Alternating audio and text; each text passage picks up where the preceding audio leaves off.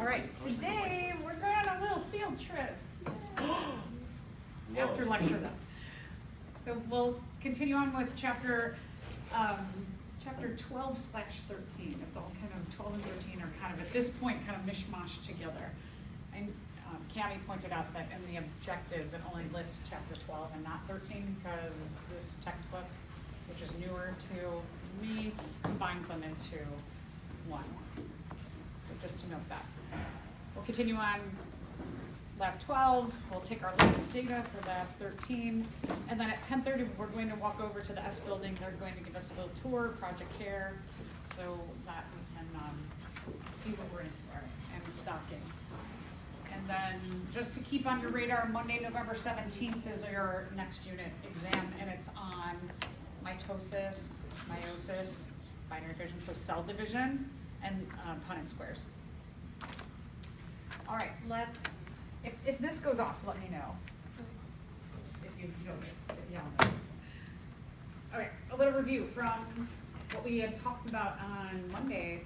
What is the ratio of phenotypes of the offspring produced when a flower with a genotype of capital P, little p self-fertilizes? Assume complete dominance for the trait. All right, so work that out.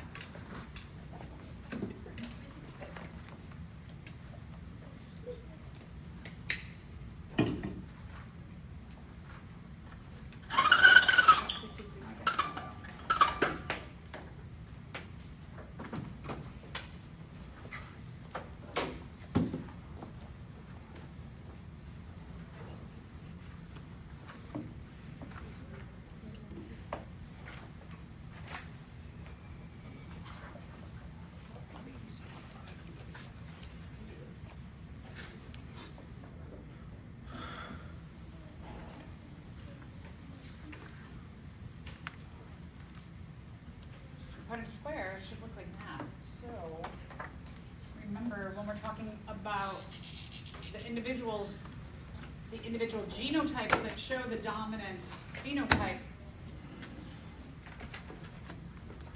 would be any genotype that has a capital P in it. So you've got one capital B, one homozygous dominant, two heterozygous, capital P, little p. Those three would be showing the dominant trait. Only one is showing the recessive trait.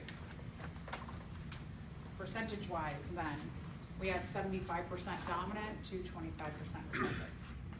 Anybody question?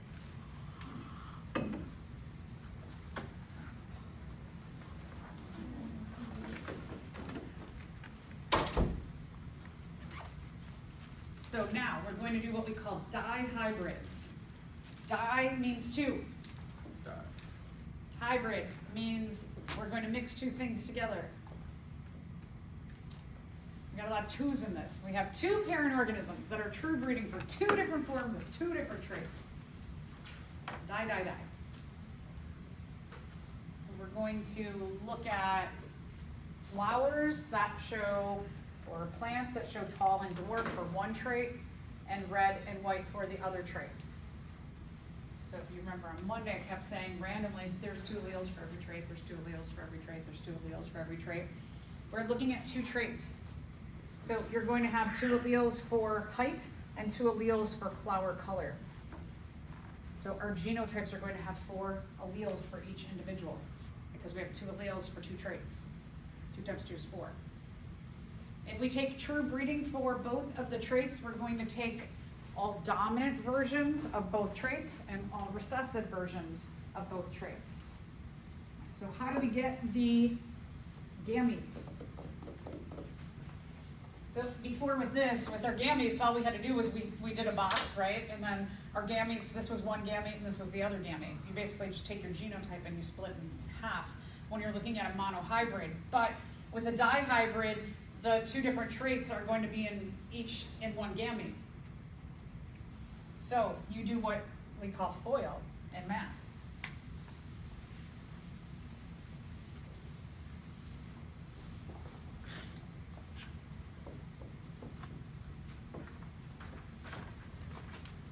So the first, you take the first and the first for FOIL. The first T and the first R.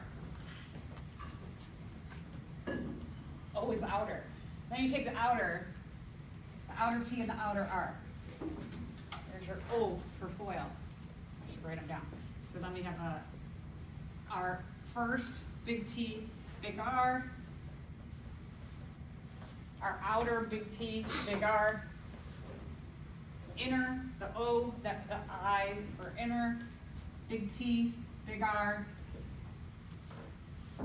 And the L is the last. You take the last two, the last T and the last R.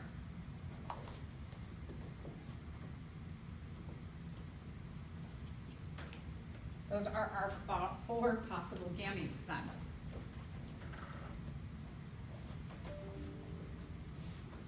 This one seems kind of obvious, right? Because they're all capital T's, so if you have 4 gametes, they're all going to be, you can only have capital T's and capital R's, so you can also just think, well, they're all going to have a capital T and a capital R.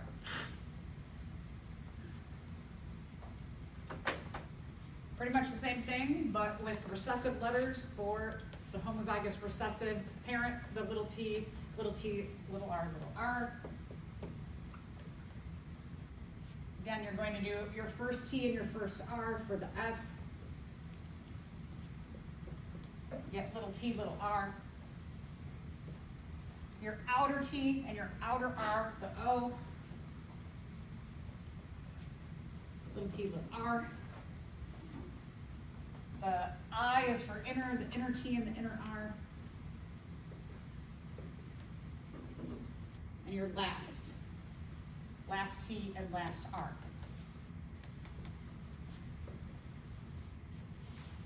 So these are our gametes. 1, 2, 3, 4 by 1, 2, 3, 4. So we need to put one set of gametes across the top, one set of gametes on the side.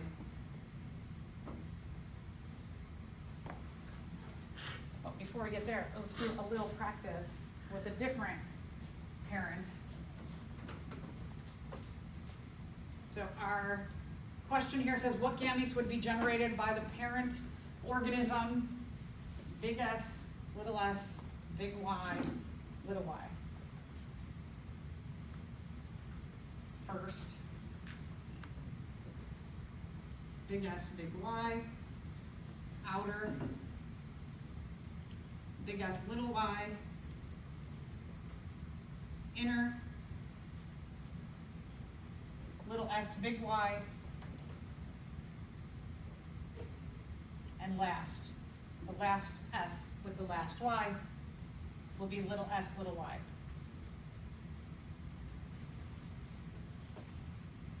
So in this case, because what we would call this parent, we would call them heterozygous, because they're heterozygous for both the S trait and the Y trait. And when you have a heterozygous parent, when you foil, you get 4 completely different gametes.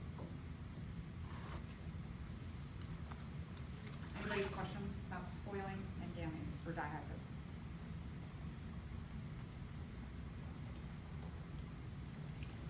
Let's go back to our T and R. We've got 4 of these and 4 of those, right? So our square is going to be a 4 across by 4 on the side. We're going to have 16 squares. I have that for you.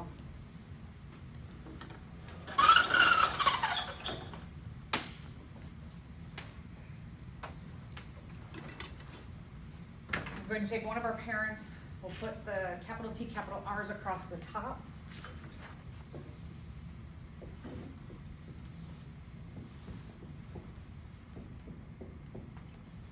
And then we'll put our little t, little r's all the way down on the side.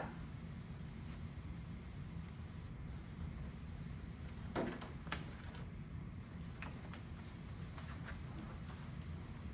start at the top. Let's take our gametes at the top and put them down. Now remember that what you're going to have in your boxes, you're going to have 2 T's and 2 T's and 2 R's.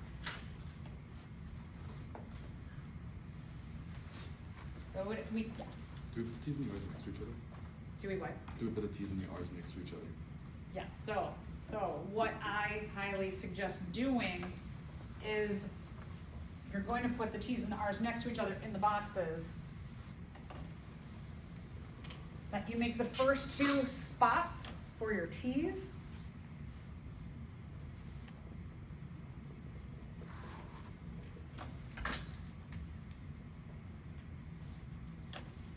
And your second two spots for your R's.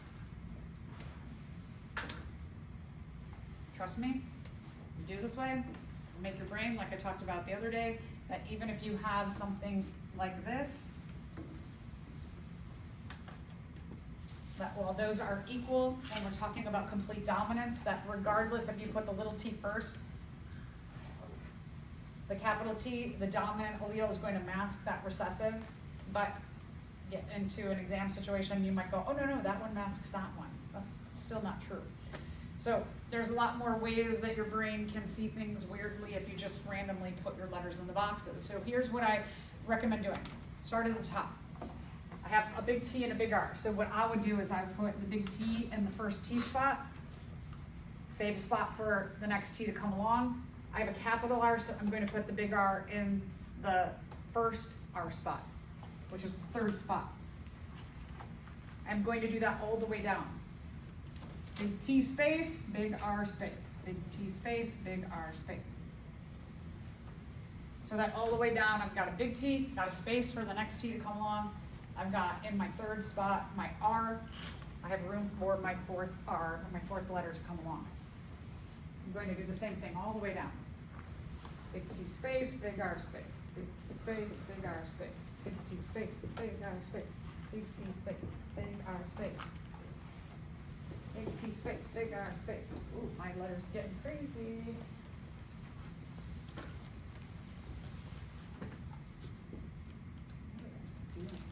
Big T space, big R space, big T space, big R space, big T space, big R space. Okay, one more row. Our big T space with our big R space. Ta-da. So all of these went down. Ah, look at that. So we got a little T and a little R. So we're going to go all the way across with them. Big T, little T, big R, little R. So I'm going to fill in my little T in the second space and my little R in the fourth space. And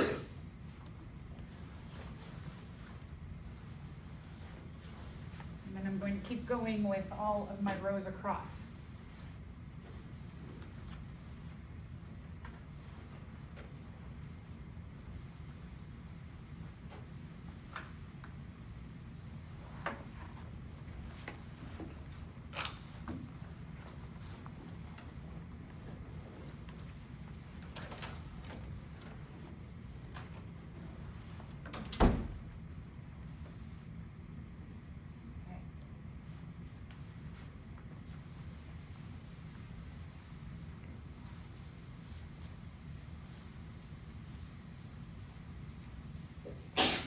Bless you.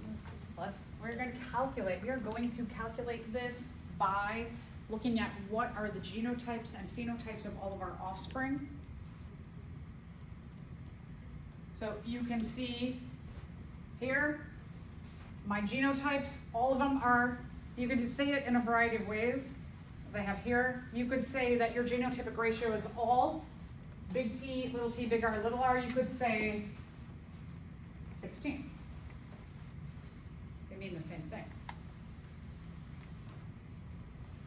When we translate our big T and our little t and our big R and our little r, that when you translate this is going to be tall, because the dominant T for tall masks the recessive T for dwarf.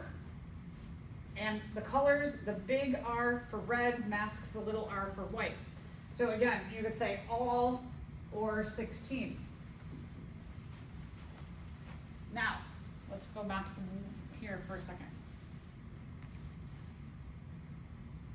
So they're all exactly the same, right? Didn't I say at the end of lecture last time that we could do shortcuts, that if you have more than one kind of, if you have more than one of the same alleles, you don't have to represent that over and over and over again.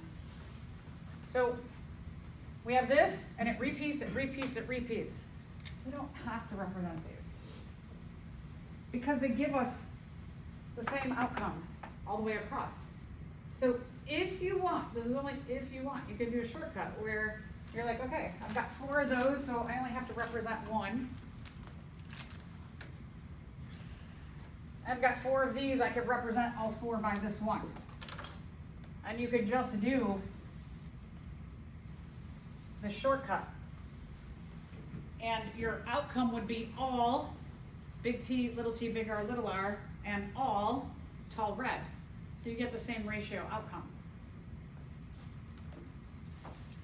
Up to you. I've had students who say, I'm not doing shortcuts, I'm not doing it, I don't like it. Just want to point out that you can cut down on your gametes. If you have 2 different ones, if you have 2 of the same and 2 of the same, all you have to do is you could do 2 of them rather than 4. You don't have to repeat the gametes. Okay, so shortcut again. My shortcut, just like what I showed you. This is all you would have to do for the shortcut, is you can do just 3 little boxes there. And you get the same results.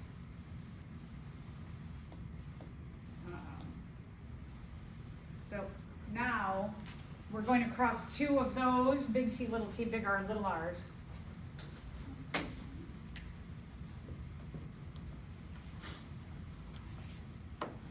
Or they self-fertilize, whatever, plants do weird things.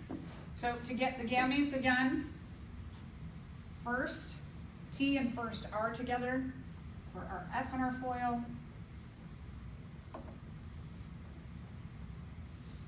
First, outer, our last T and our last R for the outer, we get big T, little r. Inner, our inner T and our inner R for the I. We get little t, big R. And our last, meaning our last T and our last R. We get a little t and a little r. We have 4 different gametes. So when you cross, or when you do the foil for a dihybrid heterozygous individual, heterozygous for this trait, heterozygous for that trait, you get 4 different gametes. Can we do any shortcutting on this?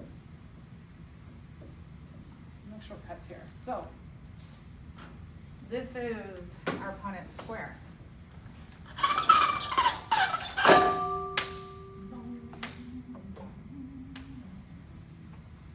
Okay, so I will go through this.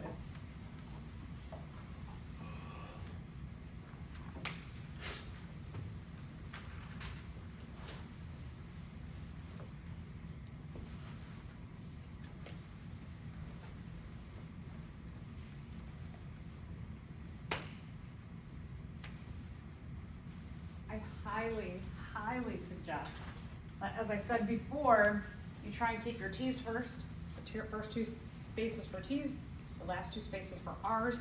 Also, I'm just going to do this one, for example. Let's do this one across.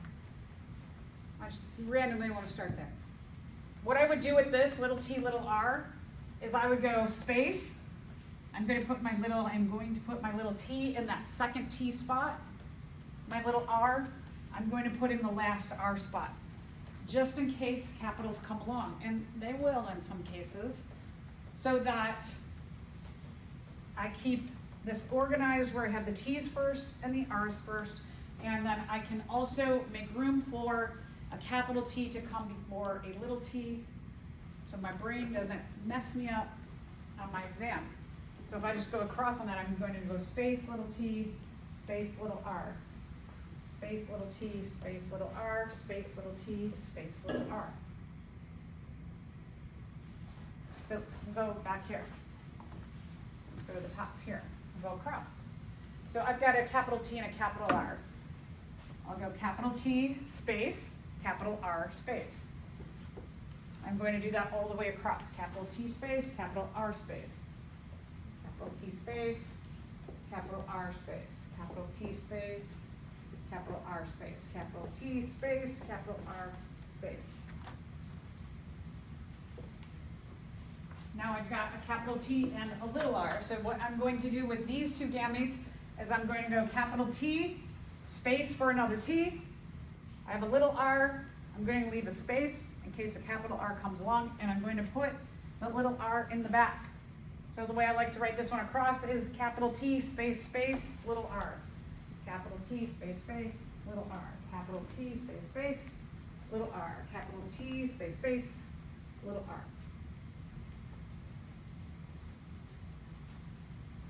And then my third row here, I've got a little t and a little r. I'm going to put these right in the middle. I'm going to leave a space. I'm going to do a little t. I'm going to put my capital R in that first R space and leave a space. So I go space, little t, capital R, space.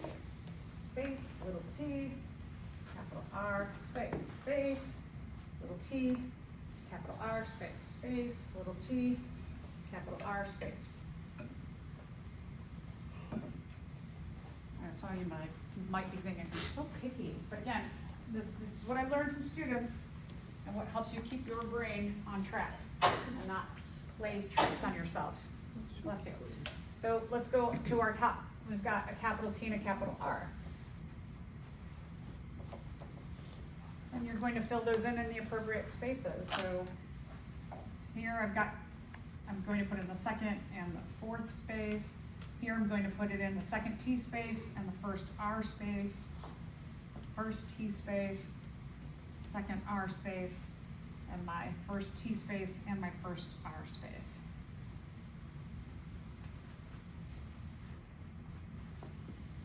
Capital T, little r. Capital T goes in that second space. My little r is going to go all the way in the back there.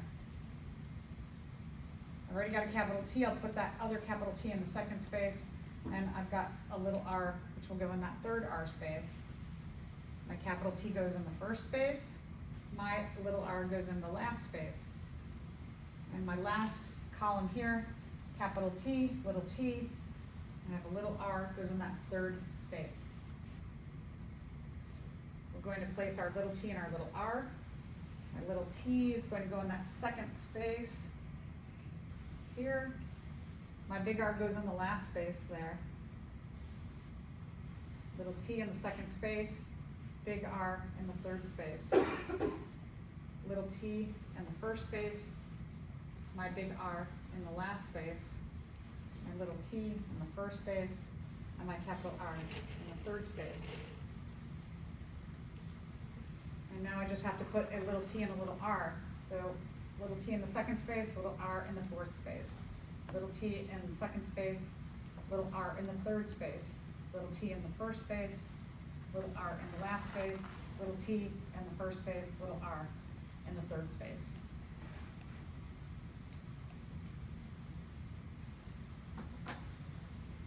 If you have more than 4 genotypes, which we do, we've got capital T, capital T, capital R, capital R, capital T, capital R, little r. Those are different. Capital T, little t, big R, different. Heterozygous, different. Capital T, little, okay, we've got more than 4 different kinds, so do not worry about the genotypes. Skip the genotypes, because that will just make you go mad. Let's focus on the phenotypes. The phenotypes, when we're looking at a dihybrid, what we're doing is we're going to write the phenotypes in the order of both of the dominant phenotypes, tall, red, and then we're going to do the first dominant trait, tall, with the second trait's recessive, tall, white. You all have this in your notebook below. I don't have this on my board. Then we're going to do dwarf, the recessive first trait with the dominant second trait, dwarf red. And then we're going to do the 2 recessive traits, dwarf white.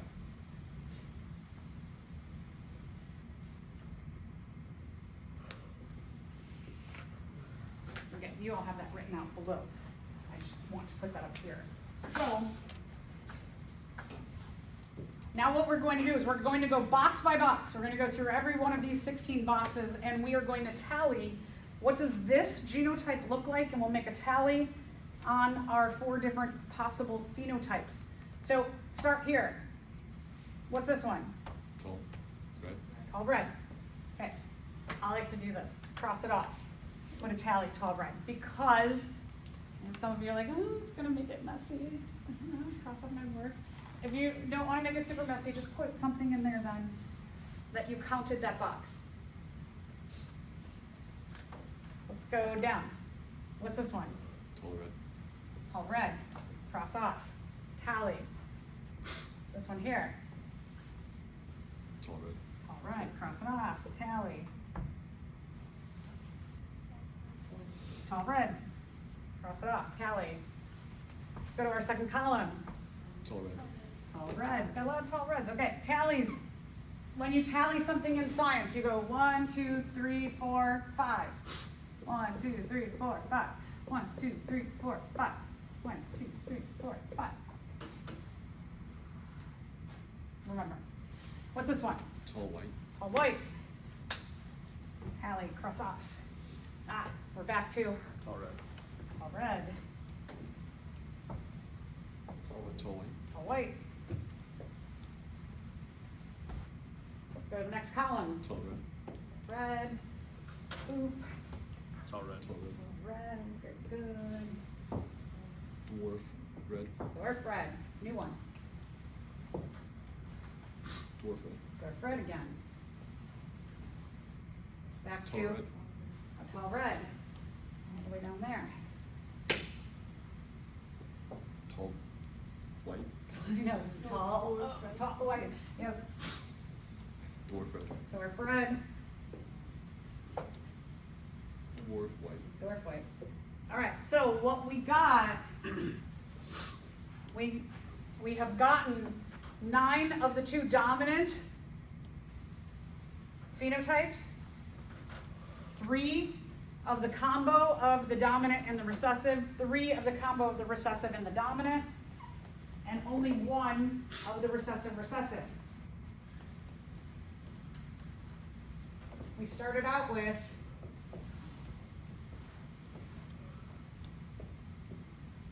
two heterozygous for both traits. We crossed 2 heterozygous individuals for both traits. When you cross 2 heterozygous individuals for both traits, you always should get a phenotypic ratio of 9:3 to 3:1. And I can say just 9:3 to 3:1 because I know that I write my phenotypes with the 2 dominant, the dominant and the recessive and the dominant, and the 2 recessive.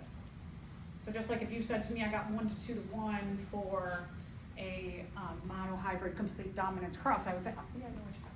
Okay. So here, 9:3 to 3:1. Anybody? Question? In your lab today, you need to do this and show your work, even though you just know, like, I know what I'm going to get. Just practice. You're going to practice and do all your work.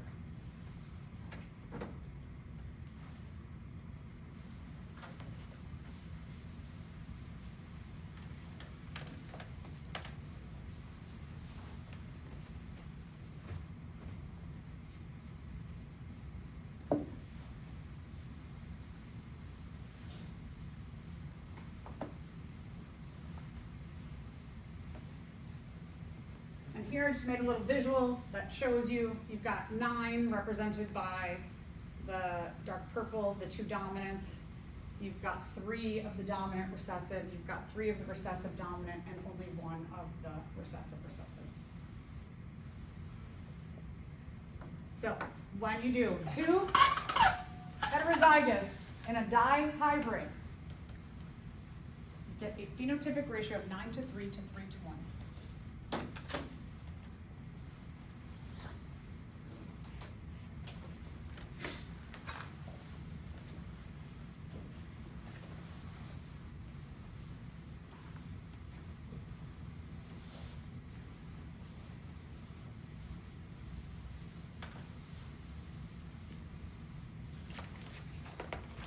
Another visual show you two different dihybrid, two different heterozygous. In this case, we have a big S, little y plant. It fertilizes itself. You've got the 4 different gametes across when you boil, the 4 different gametes down when you boil. And what you see is you get 9 of the yellow smooth,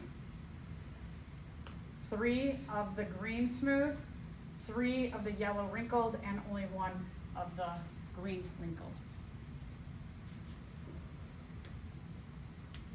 Okay, so why is Professor Zarowski so picky about how we write everything? Because look at this. This is heterozygous. You can write heterozygous a whole bunch of different ways when we're talking about a dihybrid. And so, you know, probably the most problematic one is this one, where if you do it on an exam and you go like, no, that's the recessive masks the dominant and the recessive masks the dominant. So this is a totally recessive individual. Doesn't matter how you write them. As long as there's a dominant, it masks a recessive. Okay, so shortcuts again. You can shortcut. Let's talk about this one. Can we do a shortcut on this? Yep, good. So for this individual who is homozygous dominant for both traits, you get all 4 of the same gametes. So you could just represent 1, and this one will represent all the rest of the same ones behind it. Can you do any shortcutting with this individual? Nope. Okay, so your Punnett square would look like that. Your capital T, capital R, you only have to represent 1 of those, but you do have to represent all 4 of the heterozygous individual's gametes. If you like it, do it. If you don't like it, don't do it. There's no harm in writing 4 columns.